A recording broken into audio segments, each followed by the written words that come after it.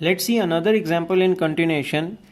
Okay, initial situation is similar. This is a rod of mass m, length l, and another object small m, which is initially moving with v naught velocity perpendicular to the length of the rod, collides. Okay, and here because of this collision, coefficient of restitution is given as e. Remember, this rod is initially resting on a horizontal frictionless surface, so gravity is into the plane and mu is 0. Keep that in mind. Okay. Question is, after collision, find speed of small m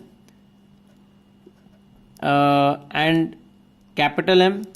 Okay, so capital M motion will be complicated. It will be translating as well as rotating. Okay, so find speed of small m. I should write like this: center of mass, velocity of capital M, and angular velocity of capital M.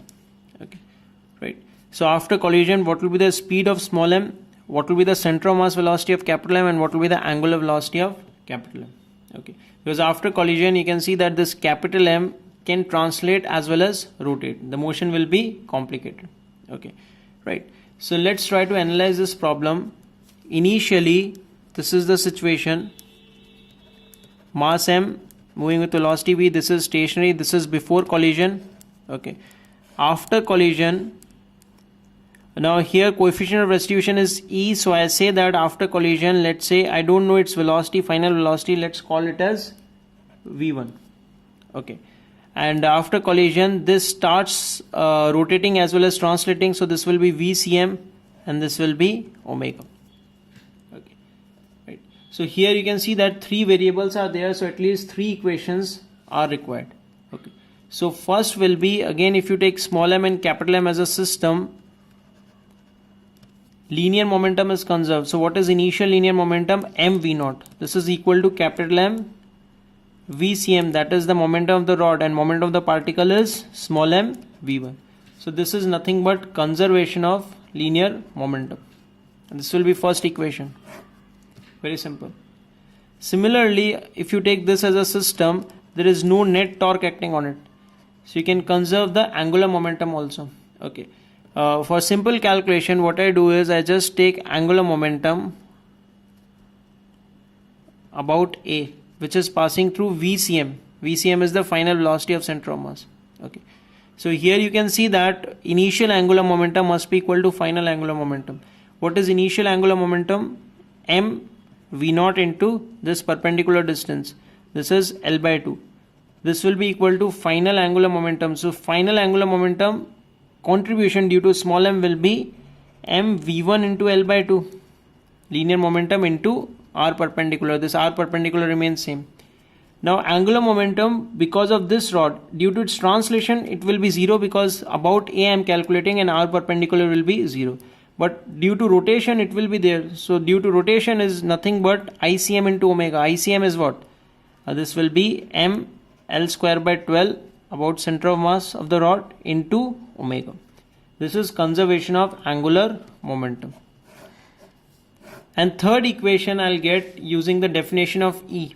Okay, so what is definition of E? Velocity of separation is equal to E times of velocity of approach. Okay, right.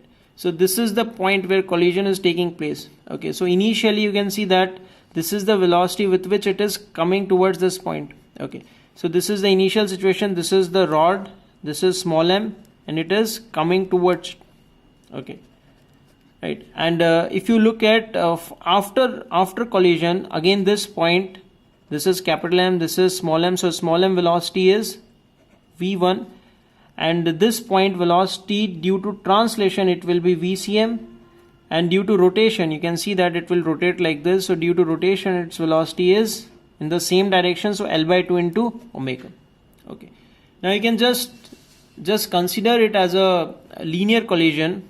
Okay, and definition of E you can easily apply about this point. Again I am repeating, this is the initial situation. Small m is moving with velocity v0, and this point is what? This is the bottommost point of the rod. This is the bottommost point of the rod, which is initially not moving.